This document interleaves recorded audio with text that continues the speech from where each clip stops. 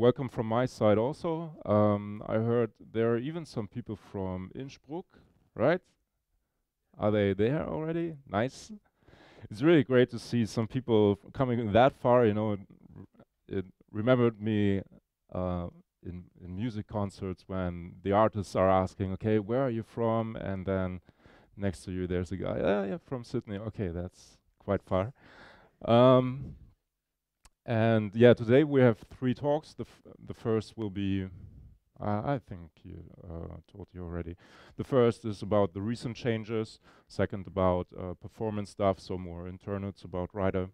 And the third is again about debugging, but will be a little bit shorter, I guess, because some parts will also sneak into the first talk. All right, you see my screen. Was there anything else I wanted to say? No. During the snack break, we will have a little surprise. Don't get too excited, but I'm sure you will like it. All right, so let's start.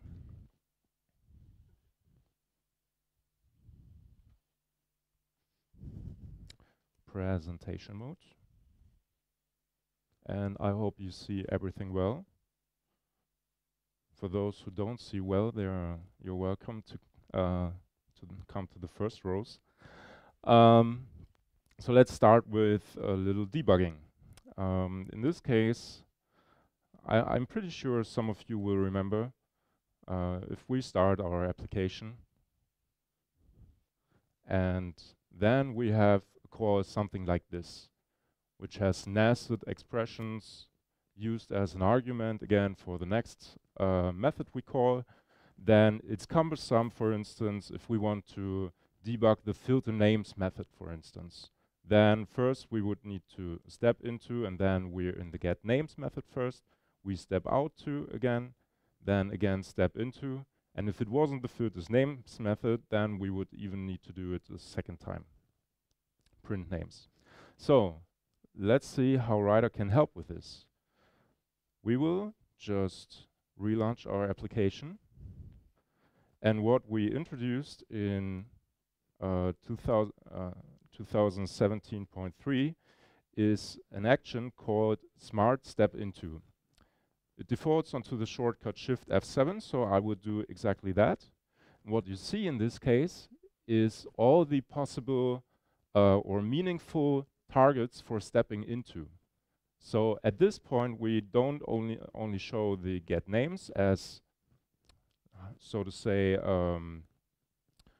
first next step, semantically first next step, but also all the others. So for instance, if you want to directly debug into the print names method, then you can just choose from here, and everything else is done for you, and the caret will just stop here as next statement. Another thing, let's step out again, is maybe you have seen that already, but in the editor, we always show information about possible variable declarations or arguments. So here, right next to your next to the statement, you will see that the value has an actual value of 1. And also, that's not enough, but also you see that this value is constructed from also multiple expression evaluations.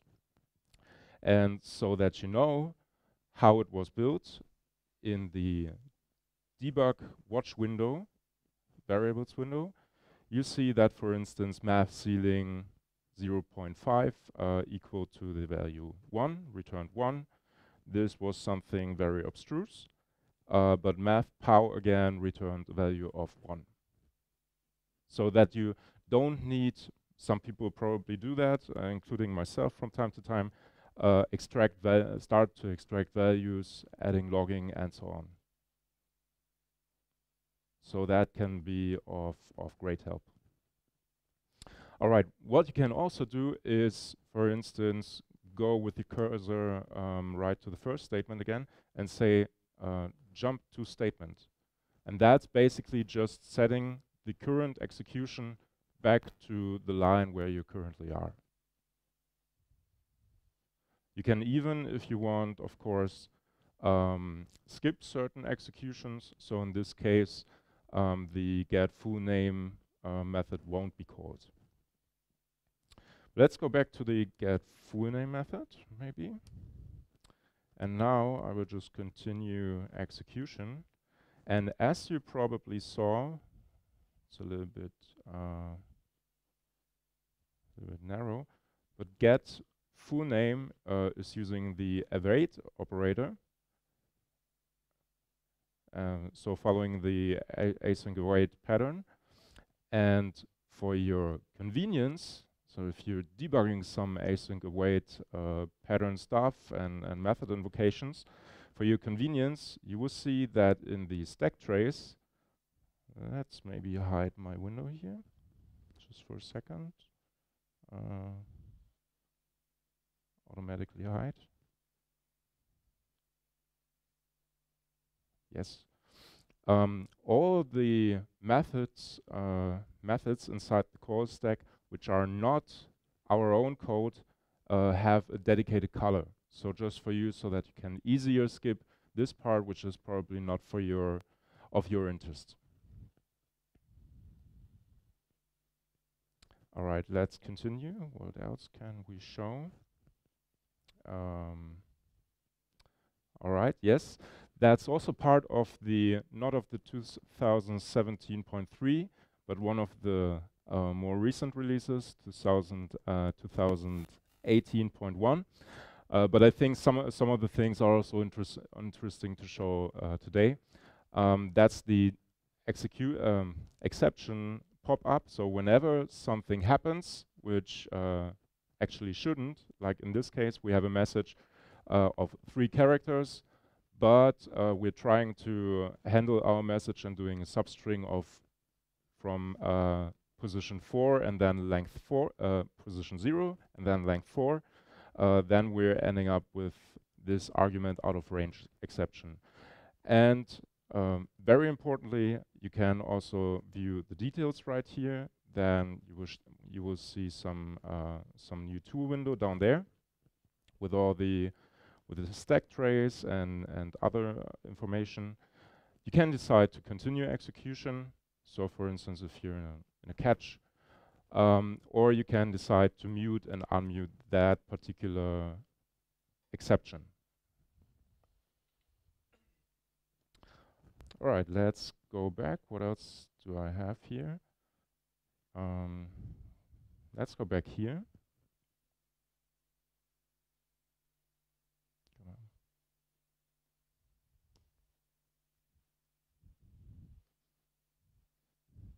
Now probably, at least for me, the most important thing,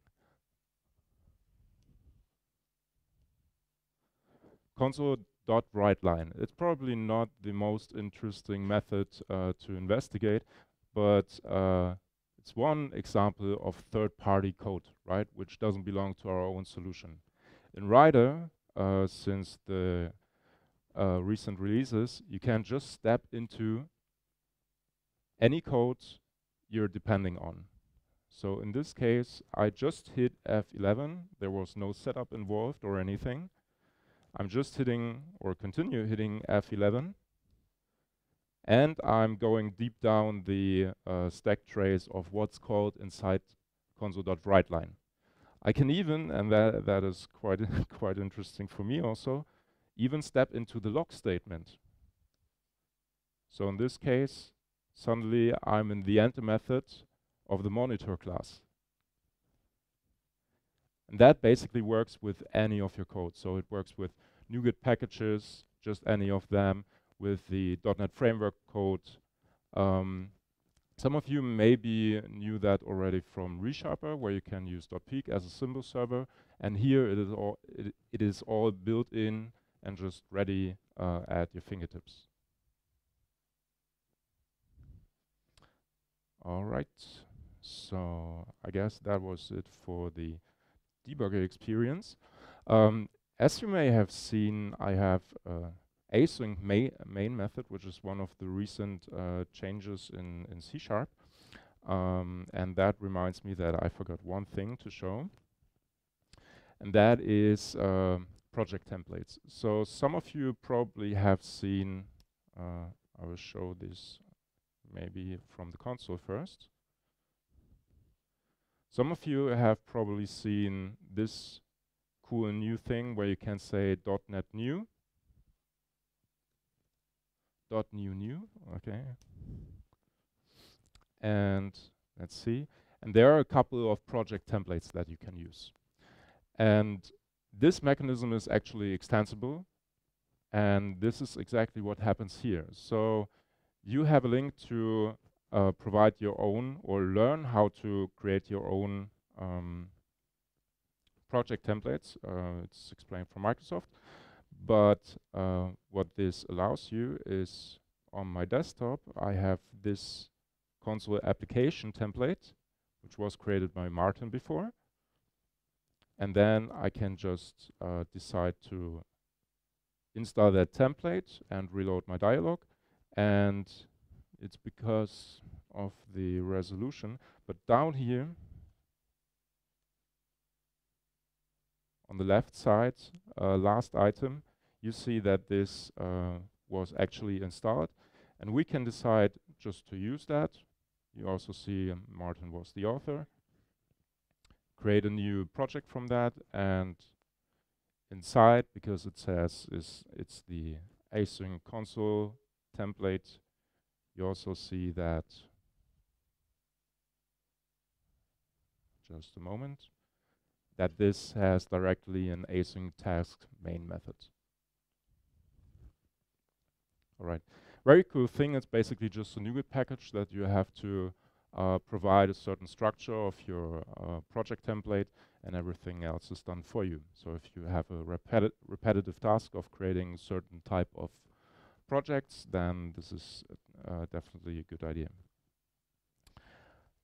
All right, let's jump to formatting.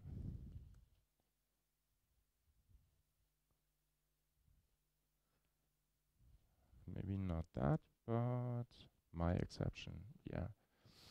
Let's suppose, this example might be not the best, but let's suppose you have some piece of code and you don't want to have it reformatted by ReSharper. So previously that was not possible. And whenever you decided to reformat, let's say the whole file or the solution, then it would actually reformat all of that, right? So with one of the recent releases, you can just say formatter off, and of course there's also a corresponding on.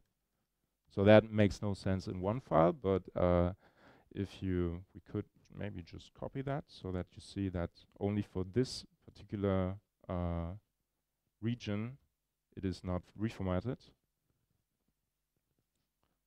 Off, and here on again, on. Now you see that this is completely left alone, and everything else is actually reformatted as we intended into.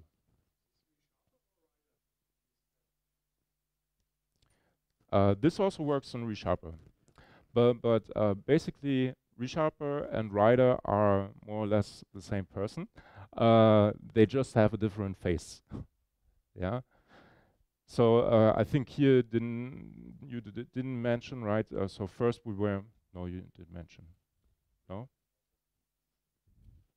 First it was just a plugin and Visual Studio basically the host, and now within Rider, IntelliJ IDEA is the host application, so the front end, so to say, for the user.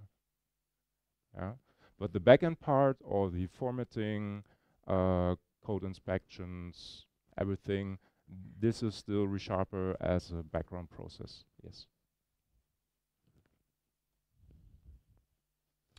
Okay, some more formatting things. Since I think this was a quite high voted feature,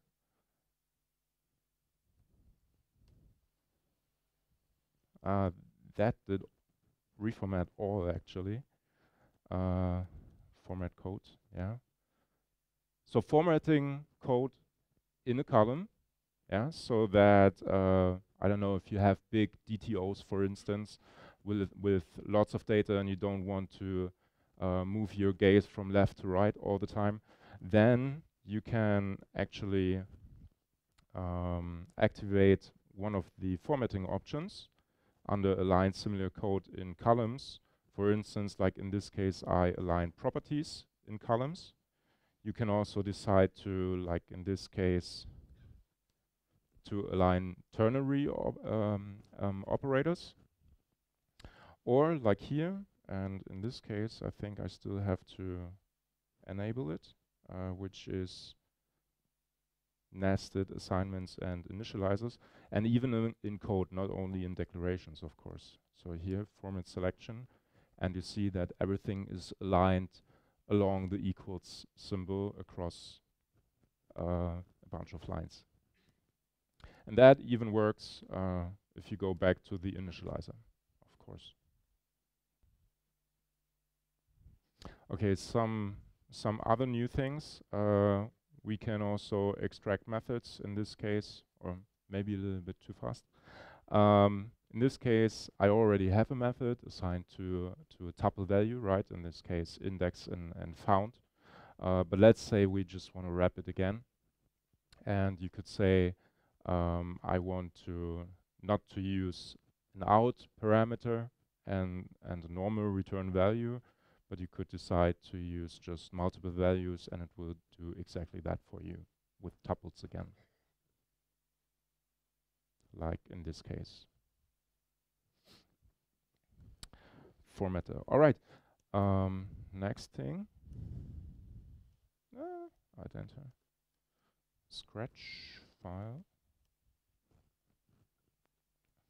So maybe some of you, from time to time at least, need to work with HTTP requests. Maybe your own servers, maybe some else. But there's some interesting things you can even find out with that. Maybe that was a little bit fast. What I did first was creating a Scratch file. So creating a Scratch file is basically having something to start programming. You can even have a Scratch file for C#, but this is not automatically part of your project. So it's basically just, yeah, just taking some notes. And in this case, I can do HTTP requests, and I could just execute a request for Google. And then on inside the tool window, you will just see the output, right? And more interestingly, I think, is if you do that again, that's also to debug certain service points, then you can decide to compare them actually. So, and in this case, you would find out what are the changes between certain requests inside Google's response between different requests. And you could just, I don't know, say unified user, collapse, exactly. And then you would find out, I don't know, this secret Google sends with the response. There's a bunch of other stuff you can do, like for instance,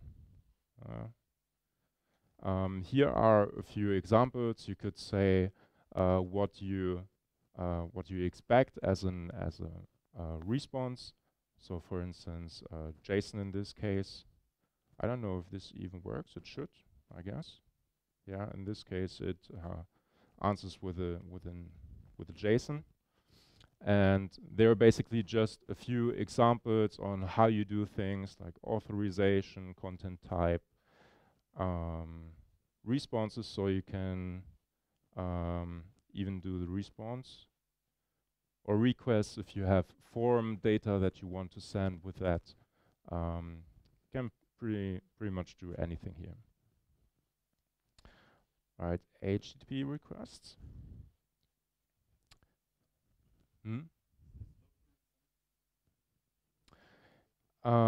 This document, you mean if it's saved somewhere?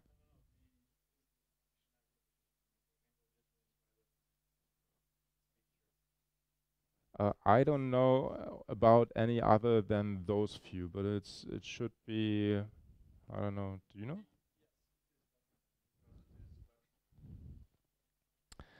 Okay, because you asked about it, so let's just do it.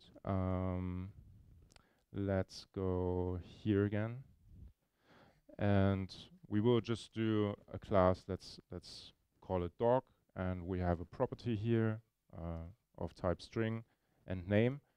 And then what we can do is just select that piece of code, doing Alt Enter, and the last item is send selection to C# interactive, right?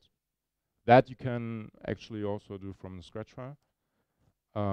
Then it's pasted into the C# interactive tool window. And what you can start doing now is just dog, new dog, and you say name equals butcher, I don't know.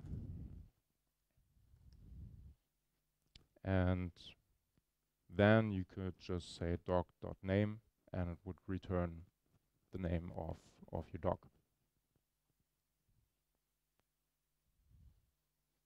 So this works just anywhere in code. So even if you have maybe just console write line and you have datetime.now, then you could also select that and say send to C# interactive, and it gets evaluated immediately. Yeah.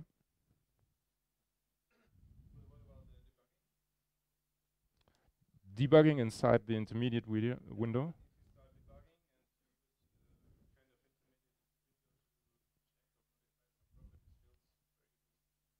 If you want to modify variables, that would be done inside the variable window.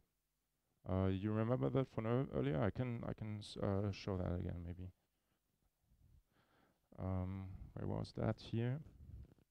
So for instance, let's do console write the value like that. Start project.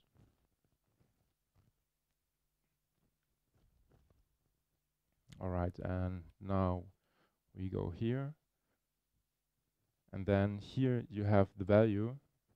Can I maybe? Do you see it? Yeah. Yeah. Okay. Here, and you could set the value and set it to 2, for instance, and then this will have a value of 2 and also print out on the output window. Debug output. Where is it? Console. Ah, there. Yeah, exactly. Okay.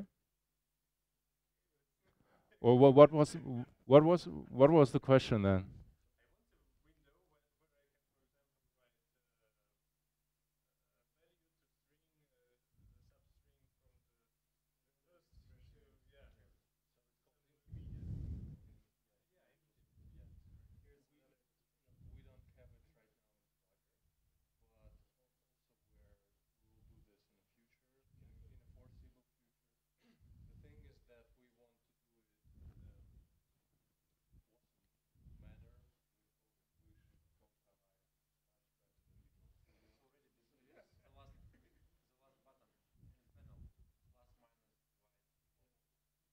This one?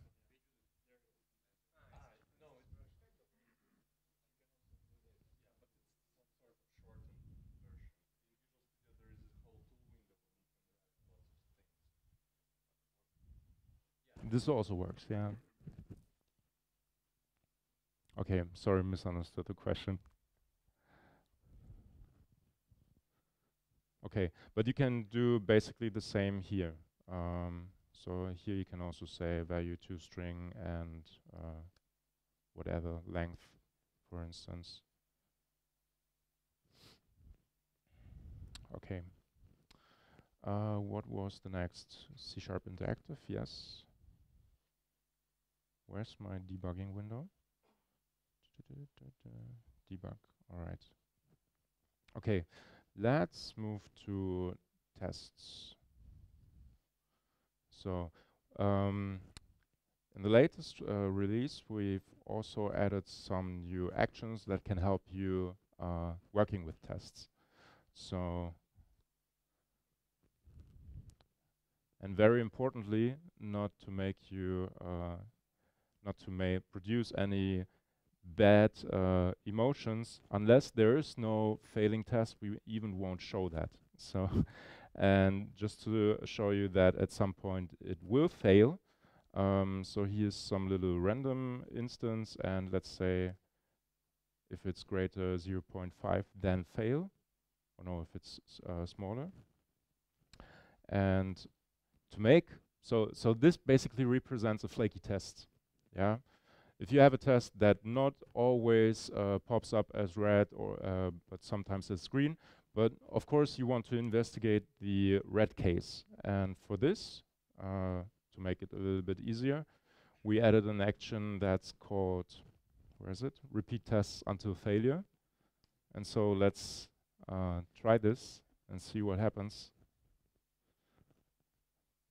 So and you see there are a bunch of test sessions spawning here. And the third, actually in this case, was the one when it failed the first time. I have no idea.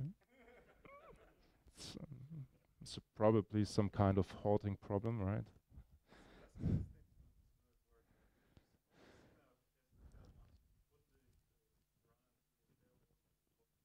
Yeah.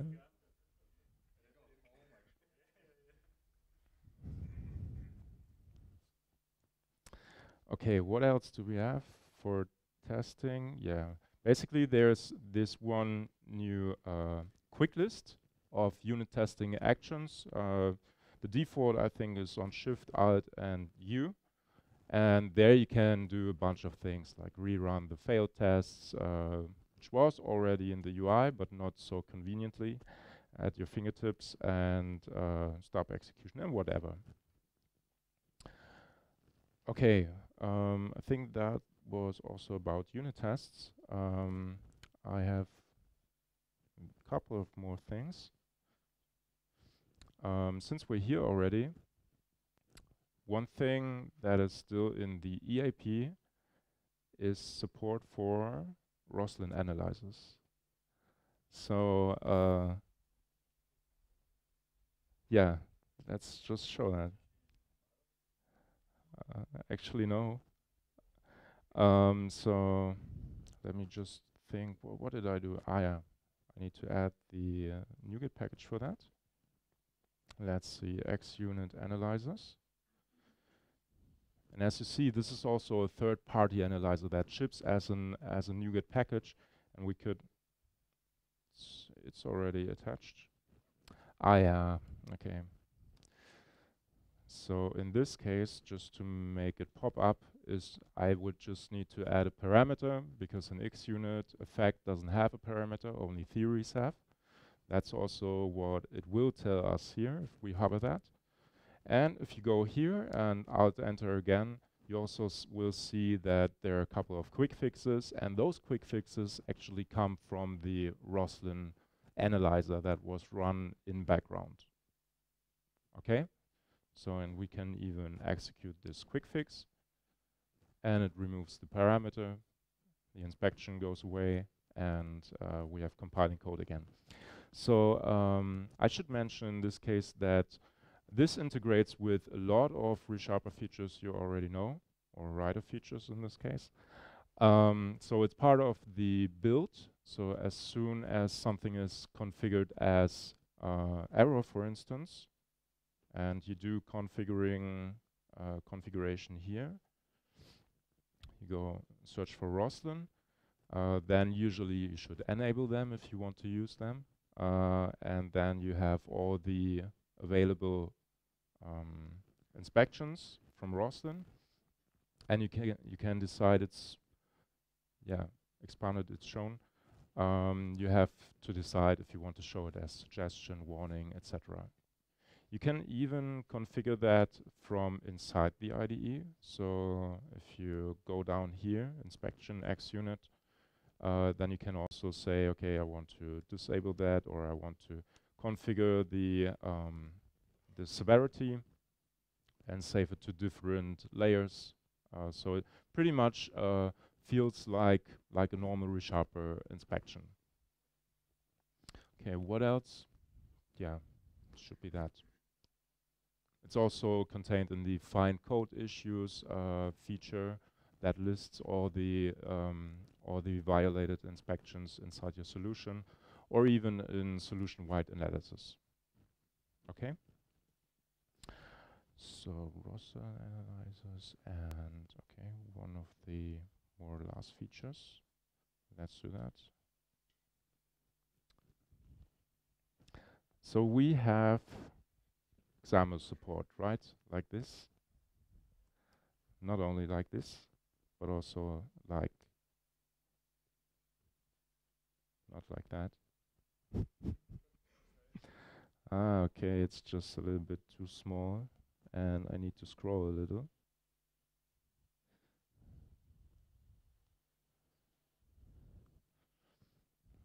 Okay, let's do something.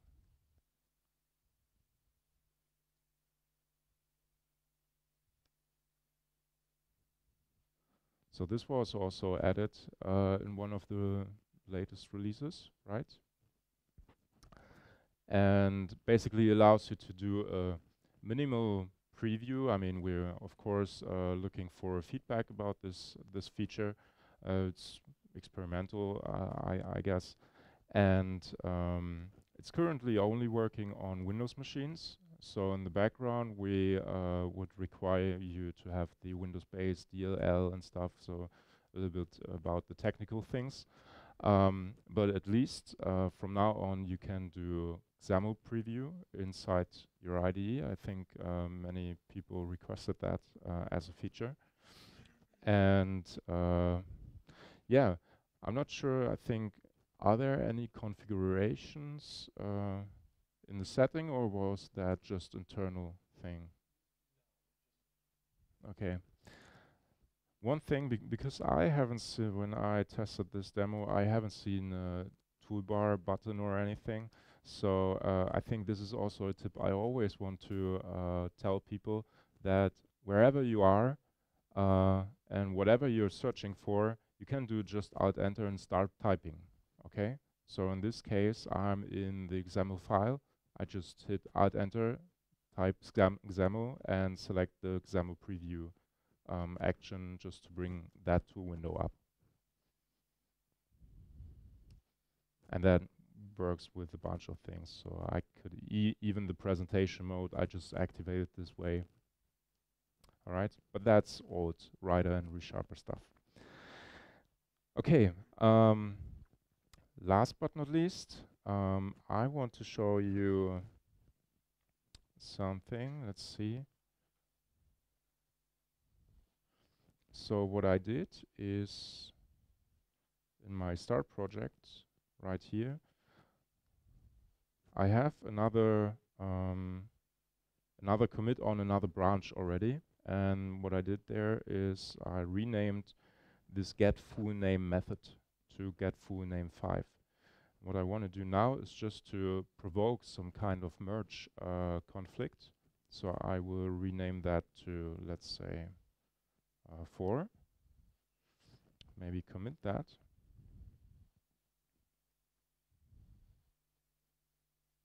Commit, yeah. And now I'm trying to merge this into my current branch. Merge. So, and what happens now here, and unfortunately it's a little bit narrow, but I was quite a happy user with Beyond Compare before, until recently when I found out that actually in the middle we also provide code completion. So in this case, you can directly, I sure you want to exit? Nope. You can actually have, just use it like any other editor where you're typing something. And this also helps, for instance, maybe in code it doesn't occur so often that you have merge conflicts, but with using statements it does. I mean the using directives at the top of the file. So, and in this case, most of the time I was deleting just too much. And even quick fixes work here. So for instance, if let's say we're not importing the system namespace, then even that will work, and I can do just Alt Enter and import that using statement. Okay. So I think that was everything on my list. Let me check again. Basically, yes. Ah, no. One little thing for the formatter. The formatter gets a bunch of new features currently. And one is also, and I think it was quite missing for some time, is formatting code C#. So for instance, a couple of stuff that has been added is, for instance, blank lines around chart blocks, so that you can say, for instance, after an if, there should be a blank line before the next statement. And even in one of the future releases, I can maybe reveal that there will also be some code inspections about formatting even. So if you have, for instance, 2 lines, then in future we will also warn about that. In ReSharper EAP, this is already contained, actually. Okay, so for the first talk, I think we're done. Do you have anything else to add, what I can show?